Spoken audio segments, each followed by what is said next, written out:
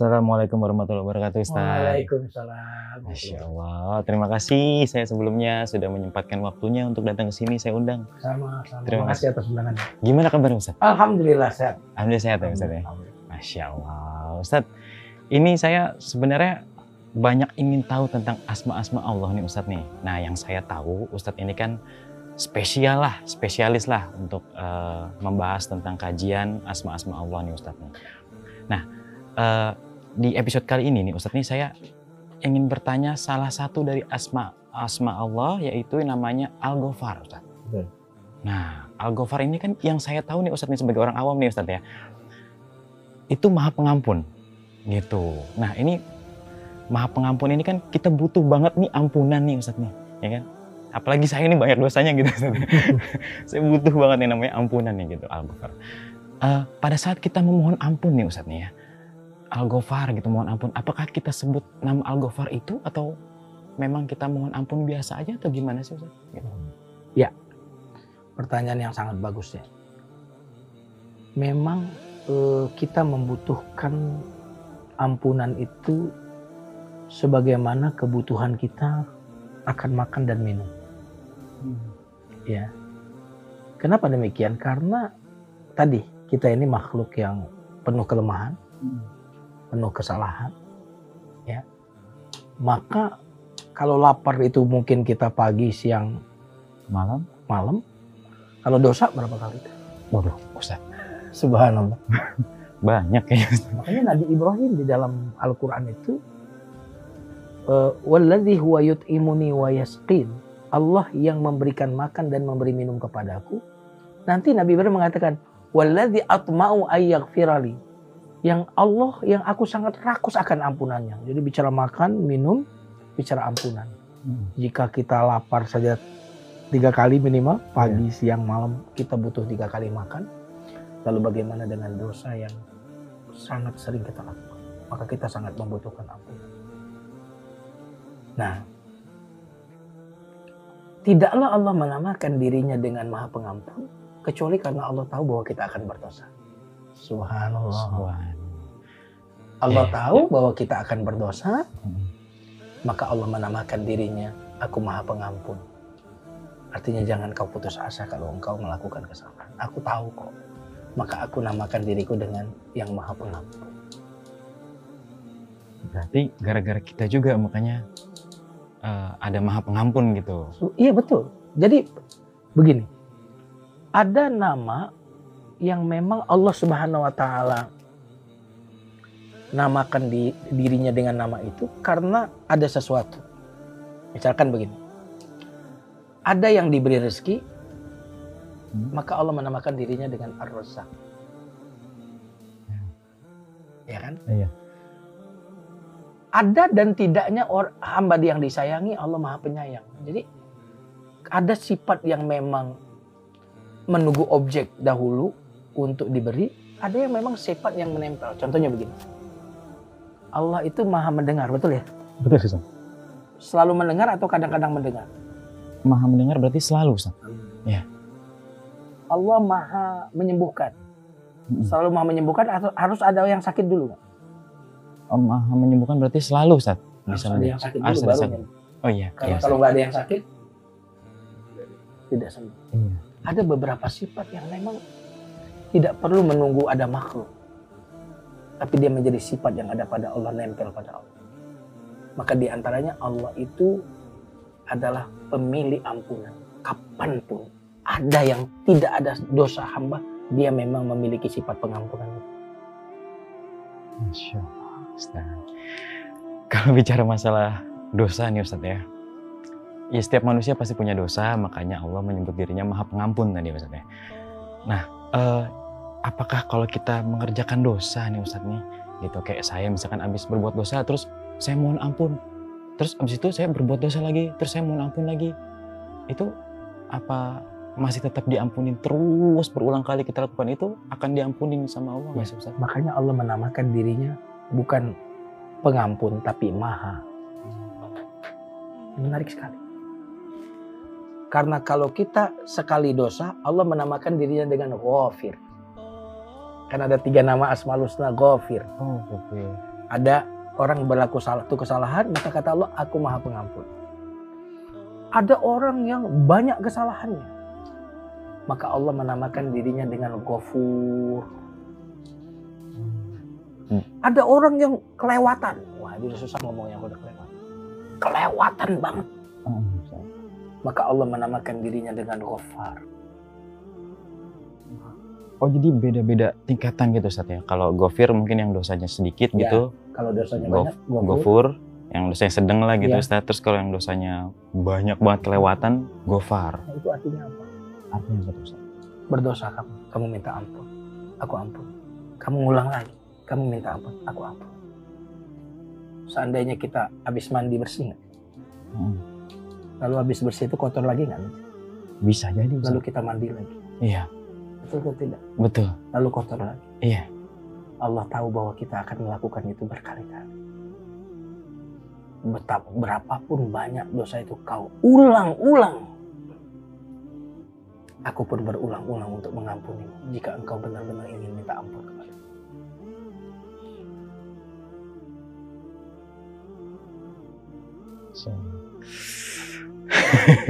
Merinding juga Ustaz ya dengernya ya.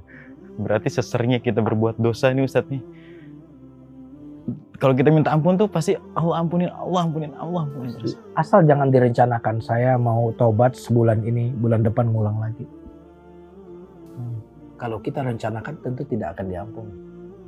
Tapi bahwa kita benar-benar minta ampun, ya Allah, ampuni aku ya Allah. Menetes air mata kita, menyesal. Dan kita tidak berencana, tidak ada rencana by design untuk mengulanginya. Maka diampuni. Lalu kemudian bulan yang akan datang, kita tergoda kembali. Lalu minta ampun lagi, akan diampuni. Tapi kalau sudah memang direncanakan, saya insya Allah mau minta ampun kepada Allah, taubat dan sebulan aja, bulan depan insya Allah ngulang lagi. Ya. Itu nggak akan diampuni kalau yang semacam itu. Asal kita betul-betul sungguh-sungguh bertobat, memang menyesal, lalu tergoda lagi hanya karena tergoda, bukan karena niat mengulangi, maka Allah pasti mengampuni. Itulah mengapa Allah menamakan dirinya sekali lagi Maha. Maha itu untuk menunjukkan berarti kuantitas dan kualitas. Ya kan? Kuantitas dosamu maha banyak, maka aku maha pengampun. Kualitas dosamu, kualitas dosa besar, aku pun maha pengampun. Dan kuantitasnya banyak gitu Ustaz. Nah. Makanya ada maha pengampun gitu Ustaz. Masya Allah. Saya terkagum-kagum nih Ustaz nih. Karena yang saya tahu kan ya kita suruh ngapalin 99 Asmaul Husna gitu Ustaz. Misalkan gitu. Jadi ya kita cuma tahu itunya doang gitu. Arti dari misalkan Al-Ghafar, maha pengampun. Oh ya udah. Cuman kan di sini kita benar-benar kita kupas gitu. Maksudnya apa sih gitu. Nah terus tadi kan Ustaz bilang ada Al-Ghafir, Al-Ghafur, Al-Ghafar. Nah itu Ustadz bilang Al-Ghafir itu untuk dosanya mungkin yang sedikit gitu. Terus Al-Ghafur itu dosanya yang sedang. Terus Al-Ghafar itu dosanya yang banyak gitu. Ini kita biasanya harus pakai yang mana Ustadz di antara tiga itu? Ataukah karena kita merasa dosa saya sedikit nih, saya pakai Al-Ghafir aja deh gitu.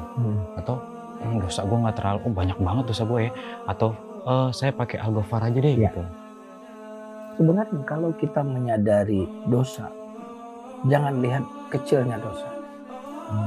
Tetapi lihatlah kepada siapa kita melakukan dosa.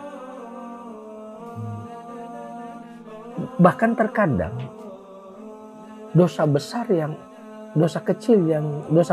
kita anggap kecil itu lebih besar dosanya daripada dosa besar itu. Dosa yang kita anggap kecil itu kita mengeremehkannya, boleh jadi dosa itu di sisi Allah besar. Tapi dosa besar yang sangat kita sesali bisa jadi di sisi Allah itu dianggap dosa kecil. Jadi seharusnya orang yang meminta ampun kepada Allah tidak lagi dia melihat apakah dosa besar atau dosa kecil. Karena dia tidak lagi melihat dosanya, tetapi kepada siapa dia berdosa. Jangan lihat dosanya, tapi kamu dosa kepada siapa. Jangan berkata kalau Bang Zidni bilang kepada temannya biasa aja teman. Tapi kalau bilang kepada ibu, wah Ustaz, jangan lihat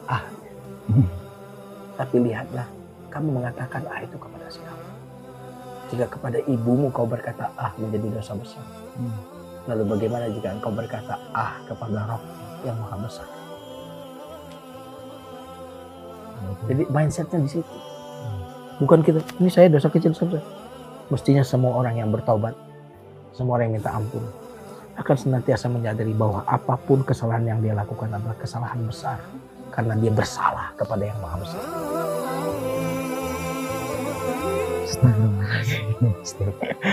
Masya Allah, benar Ustaz. Ustaz, monggo diminum dulu. Siap, barakallahu. Ya.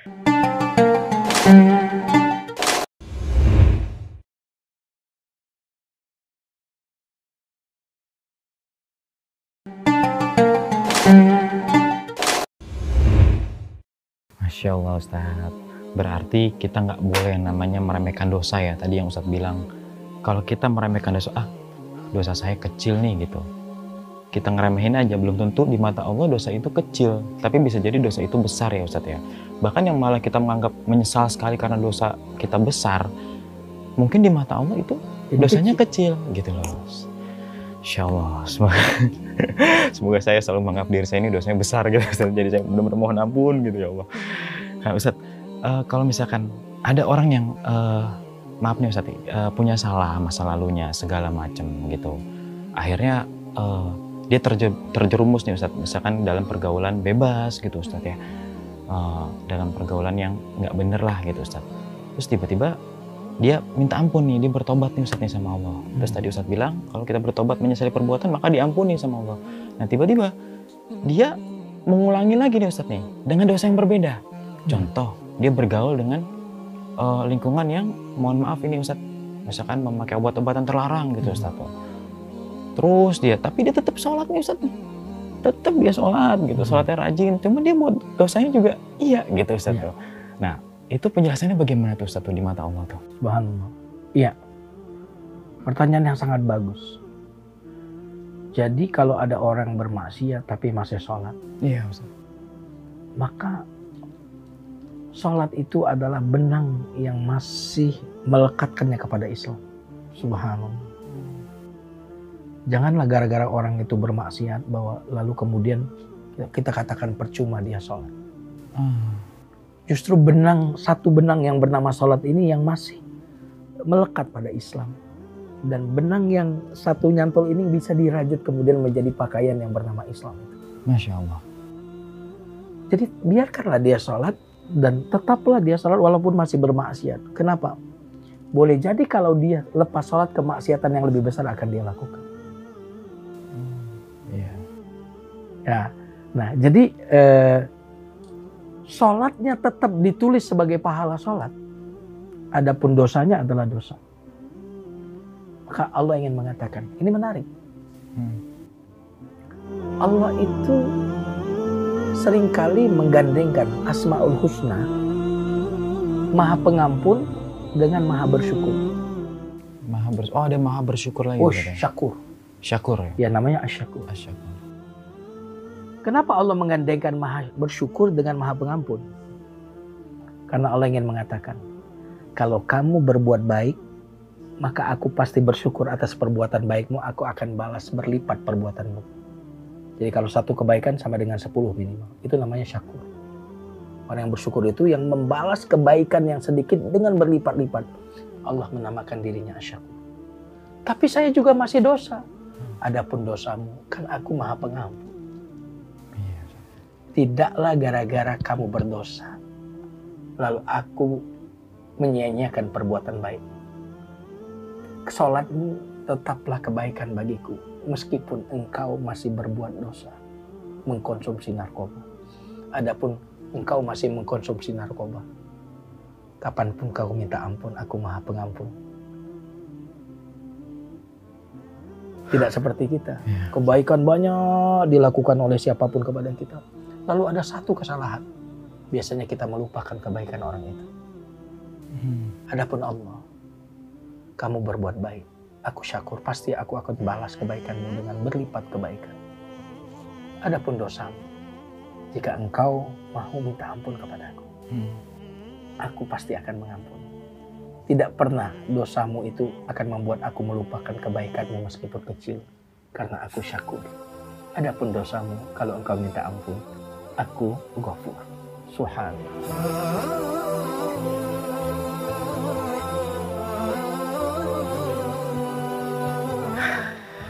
Jadi hitungannya kalau masalah sholat tetap diterima ya Ustaz ya, Bukan insya cuma Allah. sholat. Ya. Bukan cuma sholat ya Ustaz. Bahkan kebaikan orang kafir pun, orang ateis sekalipun berbuat baik di dunia ini, pasti Allah balas di dunia.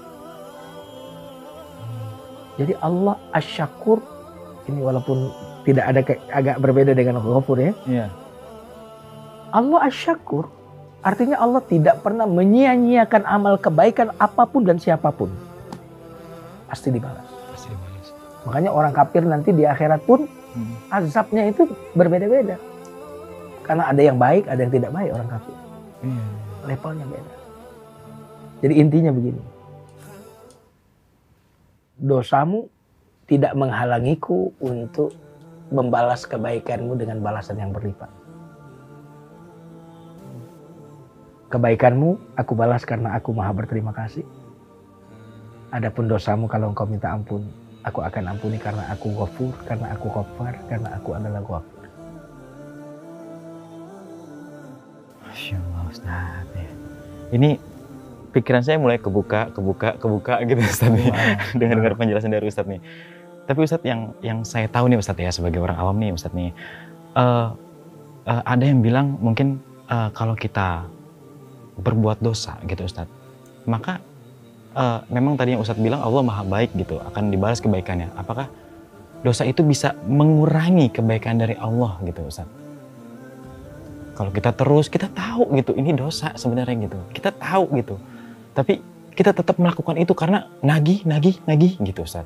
Ya. Apakah itu akan memberhentikan yang namanya rezeki, maaf Ustaz, terus misalkan kebaikan dari Allah segala macam Ustaz gitu? Baik. Allah ketika ada seseorang yang berdosa,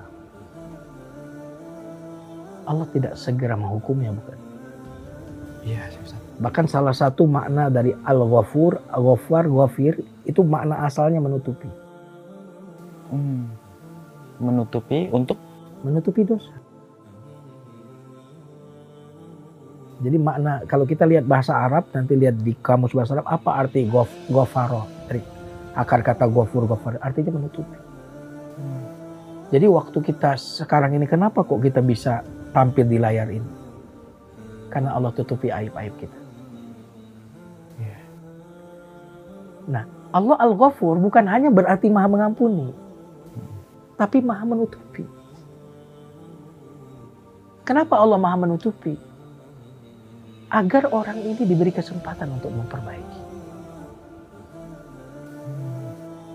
Jadi Allah sengaja tidak membuka aib seseorang agar orang ini kemudian memperbaiki diri. Makanya jika ada orang yang baru sekali berbuat dosa, 2 kali berbuat dosa, itu biasanya tidak akan terbuka umum. Biasanya orang yang sudah terbuka aibnya, itu adalah orang yang sudah berkali-kali ditutupi oleh Allah. Tapi dia tetap melakukan.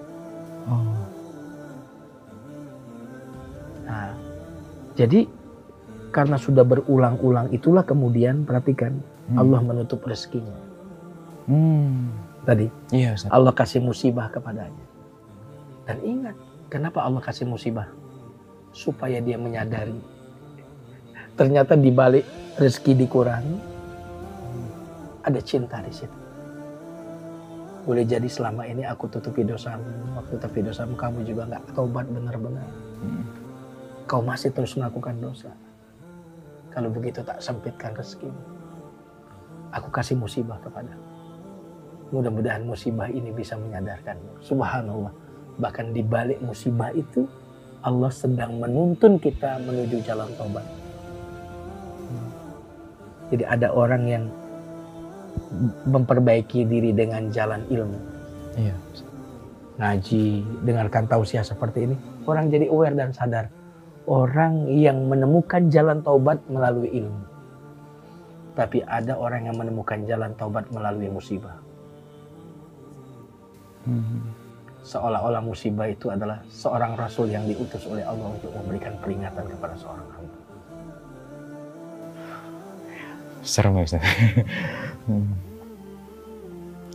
Jadi mungkin karena memang sudah berkali-kali akhirnya Allah kasih teguran lewat musibah, lewat tadi yang Ustaz bilang rezekinya sedikit dikurangi gitu Ustaz ya. Seperti anak kita lah. Iya. Kalau dia tidak nurut, mainannya kita ambil, gadgetnya kita ambil. Karena bagi anak sekarang ketika gadgetnya diambil, azabun syadid. Dia merasa itu azab yang sangat pedih, ya kan? Maka Allah Subhanahu wa taala ketika hamba itu tidak bisa dibisiki. Orang yang tidak bisa dibisikin maka harus diteriakin. Masya Allah. Maksudnya kalau teriakin tuh teriakin kayak gimana tuh Ustaz ya? Iya, orang nggak bisa dilembutin. Iya. Oh iya, maka harus ditegasin dikit gitu Ustaz. Dan ketegasan itu adalah sebuah kasih sayang dari Allah Subhanahu.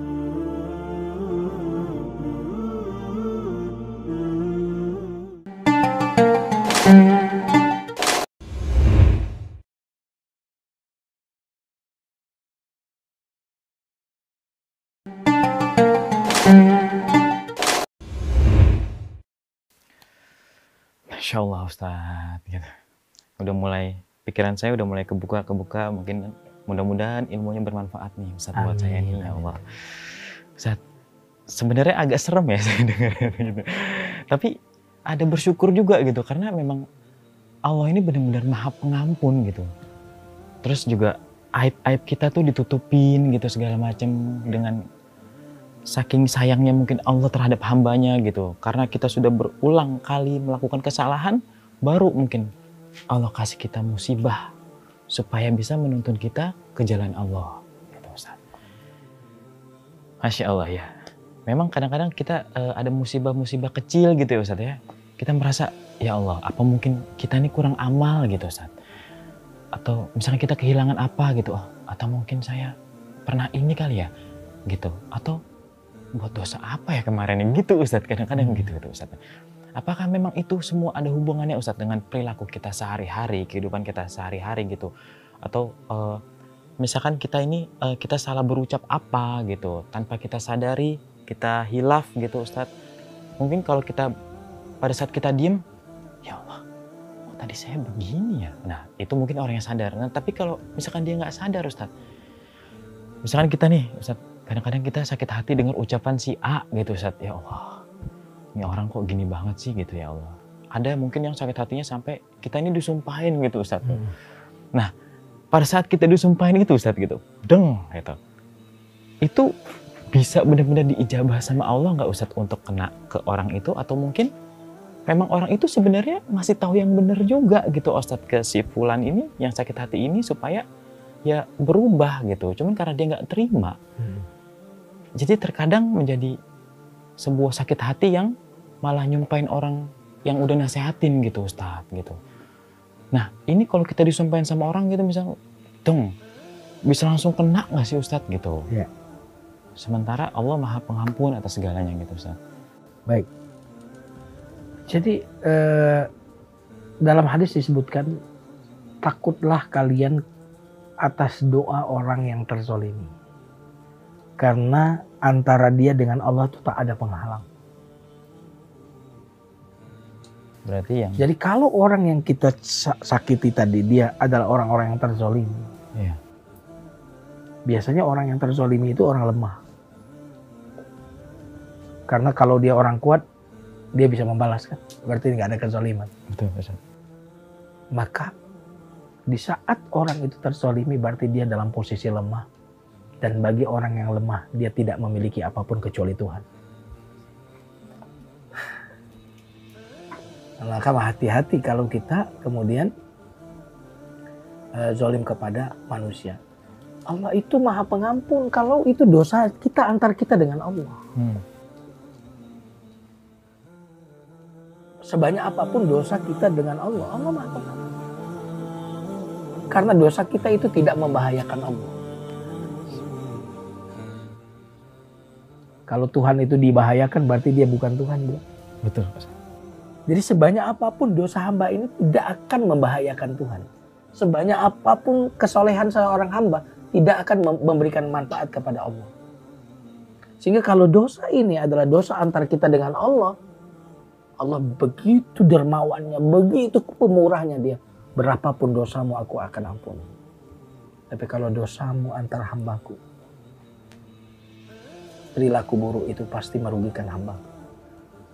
Aku tidak akan pernah mengampunimu jika hamba yang kau zalimi itu tidak memaafkan engkau.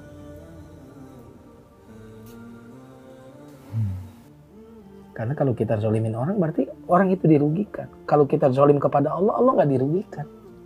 Iya. Maka kalau kita zalim kepada Allah, maka sebenarnya menzalimi diri kita sendiri. Dan Allah mengampuni dosa kita. Tapi kalau kita zalim kepada orang yang dirugikan, maka Allah tidak akan memaafkan. Kecuali orang yang dirugikan ini kemudian memaafkan kita atau mengampuni.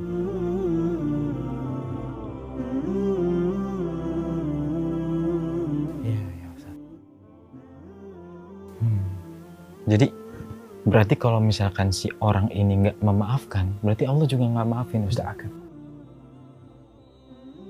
Itu menunjukkan betapa Allah sangat memuliakan hak seseorang. Allah sangat menjaga kehormatan hambanya. Karena itu Allah tidak akan memaafkan siapapun yang menzolimi hamba yang lain. Sampai hamba yang dizolimi ini kemudian memaafkan atau mengampuni. Begitu besarnya kehormatan. Makanya Allah menyebutkan dalam surat Al-Humazah, Wailul likulli humazatin lumazah. Wail, celaka ini. Siapa mereka yang celaka? Orang yang mengumpat lagi mencela. Allah sebutkan kata wailun. Begitu terhormatnya kehormatan seorang hamba, sampai Allah mengecam dan mengancam dengan neraka wail bagi siapapun yang merusak kehormatan orang lain. Dan Allah tidak akan pernah mengampuni dosa sesama hamba selama hamba yang dizalimi itu tidak memberikan ampunan dan maaf. Masya Allah, Ustaz. Mudah-mudahan saya dimaafin orang, Ustaz ya. Ustaz, baik. Sekarang kita pribadi kita nih, Ustaz ya. Pribadi saya ini misalkan kalau Ustadz bilang kita memohon maaf, minta ampun sama Allah gitu. Nah, bagaimana sih caranya kita meminta maaf, memohon ampun sama Allah sementara maksudnya apakah kita dengan beristighfar aja gitu, ataukah kita dengan menjemput dosa-dosa kita, ya Allah maafin saya pernah dosa begini gitu, atau cukup dengan beristighfar, menyesali perbuatan, atau bagaimana Ustadz enaknya Ustadz? Ya. Inti daripada meminta ampun itu sebenarnya adalah ketika betul-betul kita menyesali perbuatan itu. Menyesali. Berarti kalau kita cuman maaf Ustaz, istighfar doang, ya astagfirullah, itu? Ya, kalau itu didasari oleh hati, hati yang beristighfar, bukan lisan. No. Karena apa yang ada di hati pasti keluar di lisan, tapi apa yang ada di lisan belum tentu ada di hati. Makanya yang terpenting adalah ketika kita beristighfar, kita minta ampun. Apakah yang minta ampun itu hati kita atau lisan kita?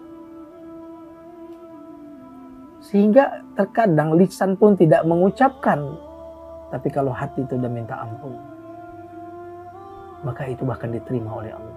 Tapi jika lisan yang minta ampun tapi hati tidak. Kenapa demikian?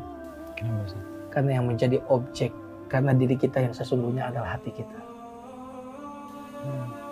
Allah tidak melihat jasadmu, tidak melihat bentukmu, tapi melihat hatimu. Hati. Jadi diri kita adalah hati kita.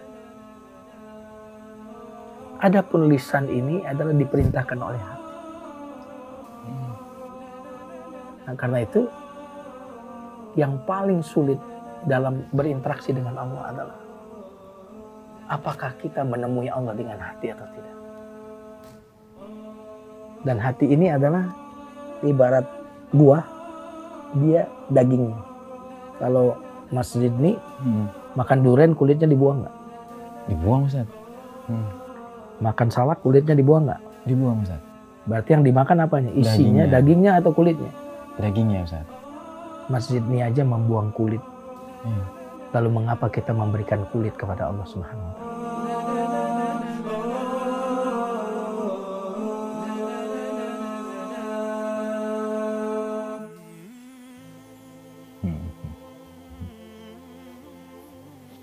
Siapa ya? Betul, betul Ustaz. Makanya yang paling penting bukan apa nyebut istighfar, astagfirullah, astagfirullah. Itu mah akibat dari sini saja. Apakah hati kita betul-betul ingin minta maaf kepada Allah?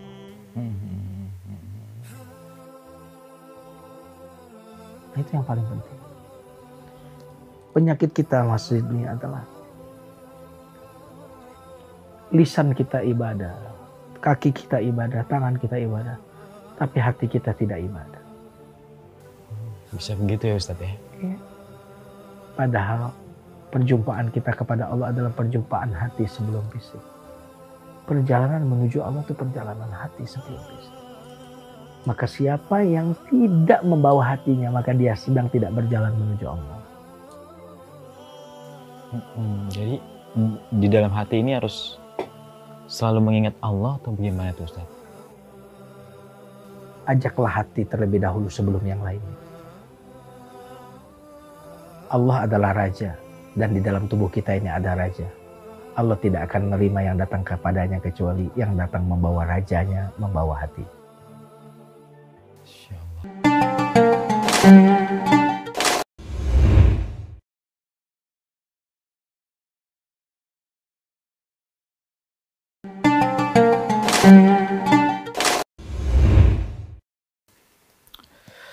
Insya Allah Ustadz, luar biasa banget ilmu dari Ustadz nih. Saya mulai ya sedikit-sedikit paham lah gitu Ustadz ya. Karena dari satu nama aja, Al-Ghafar aja, banyak kupasan-kupasan yang sebenarnya tadinya saya nggak tahu tuh, ya Alhamdulillah jadi tahu nih pas Ustadz ngomong gitu loh. Alhamdulillah Ustadz. Nah Ustadz, gimana cara kita ini meneladani sifat dari Al-Ghafar ini sih Ustadz? Ya. Maksudnya apakah kita harus menjadi seseorang yang pemaaf gitu Ustadz? Seperti yang Maha Pengampun, kita harus menjadi pengampun juga gitu Ustadz gitu. Seperti apa nih Ustadz nih? Baik. Bagaimana cara kita menauladani nama Allah Al-Ghaffar atau Al-Ghafur? Cara menauladaninya adalah dengan, karena Ghaffar tadi arti awalnya menutupi. Menutupi Ustadz. Arti dasarnya nanti berkembang menjadi mengampuni. Karena buat apa dia menutupi kecuali karena dia ingin mengampuni. Kalau Allah tidak ingin mengampuni, maka Allah buka aib kita. Dia menutupi dalam rangka ingin mengampuni. Nah, karena itu cara kita menauladani adalah hendaklah kita menutupi aib orang lain. Makanya kenapa dalam Islam itu kita dilarang ghibah. Ghibah itu apa artinya, Mas Zidni? Riba itu bunga Ustaz. Bukan riba, ghibah. Riba. Gibah. Oh gibah. Oh gibah. Gibah itu udah bahasa kita ya, gibah. Iya, gibah itu ngomongin orang Ustaz. Ngomongin orang tapi orangnya tidak ada di tempat. Tidak ada di tempat. Namanya gibah. Iya. Subhanallah. Artinya agama kita ini menyuruh kita untuk menutupi aib seseorang. Jadi kalau dia memang begitu kelakuannya gimana? Kalau kamu omongin dianya tidak di tempat, itu lagi ghibah. Nah, jadi menauladani Al-Ghaffar adalah tutupi kekurangan orang. Fokuslah kepada kelebihan orang, janganlah kepada kekurangannya. Nah, maka kalau kita menauladani Al-Ghaffar, kita ketika ada orang lain memiliki kekurangan, memiliki aib, tidak kita celah. Apalagi kita buka aib itu kepada orang lain. Kenapa? Karena siapa yang menutupi aib seseorang, maka Allah akan menutupi aib. Tidak ada seseorang pun di antara kita yang tidak punya aib. tidak punya kesalahan. Hmm. Cuma memang orang mau menghormati kita, mau senyum sama kita, mau ngundang kita.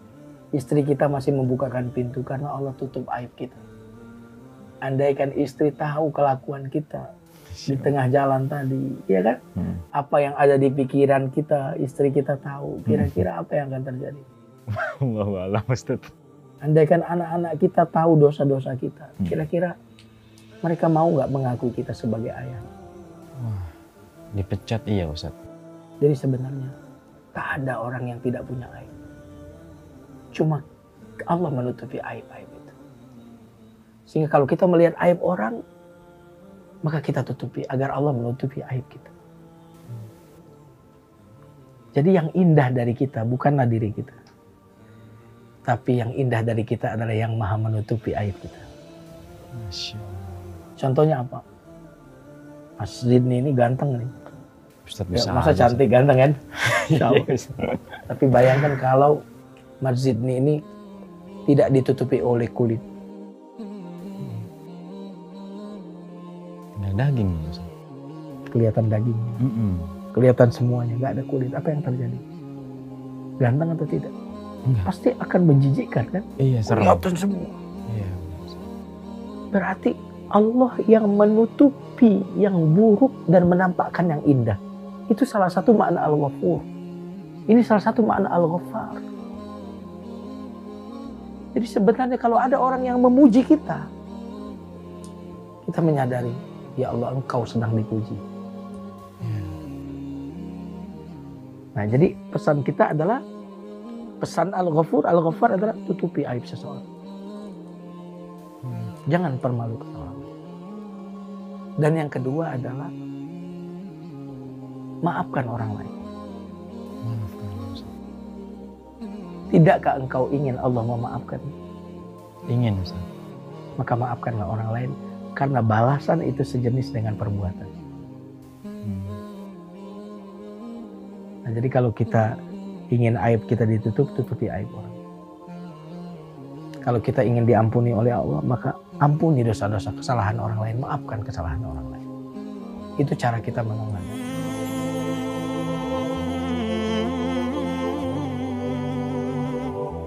Termasuk dalam berumah tangga juga Ustadz kali ya.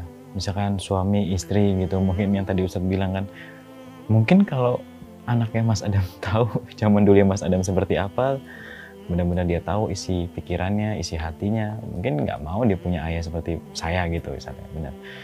Nah seperti halnya sama sebagai suami istri mungkin gitu juga kali Ustadz ya. Betul. Bukan hanya kita ke orang lain kali ya Ustadz ya. Betul. Mungkin suami terhadap istrinya, istri terhadap suaminya, mungkin juga harus seperti itu kali Ustadz ya. Ya. Karena orang yang tahu tentang aib kita itu paling orang itu tahu 1-2 bukan? Ya Ustadz. Tapi aib kita mungkin kan lebih dari 100 kali. Mungkin Ustadz. Iya kan? Cuma orang taunya 1-2.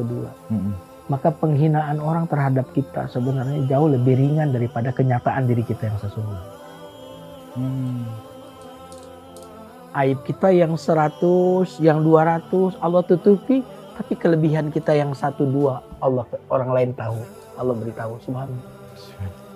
Coba kelebihan saya Mas Adam itu paling 1-2. Betul atau tidak? Enggak lah, kelebihan Ustadz banyak. Amin. Ya dalam konteks misalkan kajian saya diberikan oleh Allah, misalkan kesenangan untuk membahas Asmaul Husna. Satu itu dikasih kelebihan oleh Allah, Allah beritahu orang. Subhanallah. Padahal kelebihan itu nggak seberapa, masih jauh sekali dari yang cukup. Tapi Allah beritahu. Ratusan, 200-an dosa saya. Paling yang ditampakkan 1-2. Adalah dosa yang ditutupi oleh Allah sangat banyak. Maka yang indah sekali lagi saya ulang dari diri kita, bukan kita. Tetapi yang menutupinya. Yaitu Allah Al-Ghafur, Allah Al-Ghaffar yang maha menutupi. Maka kalau orang memuji saya, sebenarnya Allah yang sedang dipuji. Kalau orang memuji Bang Zidni, orang itu sedang memuji Allah sesungguhnya. Itu. Berarti kalau misalkan Ustadz tadi kan kita tutupi aib orang lain gitu Ustadz. Nah seandainya Ustadz Mungkin orang ini udah sering kali kita tutupin aibnya segala macam gitu. Tapi dia karena dia nggak berubah-berubah gitu Ustadz. Akhirnya kita tegur nih Ustadz nih gitu. Kita tegur nih, Fulan, ente jangan begini-begini lagi dong gitu. Aneh nih yang kena nih, aneh yang udah tutupin ente gitu. Misalkan dari masyarakat, dari segala macam. Ente kalau nggak berubah-berubah, aneh udah nggak bisa lagi gitu. Ya, jadi aneh nggak mau lagi nutupin gitu keburukan ente. Ente terima sendiri tanggung akibatnya gitu Ustadz. Nah kita tegur gitu, dianya malah oh ya udah, saya nggak butuh kamu gitu. Nah dia malah kayak gitu Ustadz. Iya. Padahal kita ini pengen dia tuh bener gitu Ustadz gitu. Tapi akhirnya ternyata malah balasannya malah seperti itu gitu dari dia. Nah apakah orang-orang seperti itu nantinya akan dibuka aibnya sama Allah atau memang dia tetap akan diampuni Ustadz gitu? Iya. Tetap diampuni oleh Allah. Bahkan ketika Allah membuka aib seseorang, Allah buka aibnya dalam rangka ingin mengampuni. Setelah orang itu terbuka aibnya, dia jadi malu kan? Iya Ustadz, malu. Lalu kemudian karena dia malu itulah kemudian dia memperbaiki diri. Jadi saat dia ditutupi, Allah ingin mengampuni, siapa tahu dia mau berubah dan bertobat. Tapi ketika dia terus-menerus berbuat dosa dan tidak mau bertobat, Allah pun membuka aibnya dalam rangka mengampuni. Maka tidak ada yang dilakukan oleh Allah kecuali karena dia ingin menyayangi. Allah Maha Penyayang ketika dia menutupi dosa kita. Dan Allah Maha Penyayang ketika dia membuka aib kita.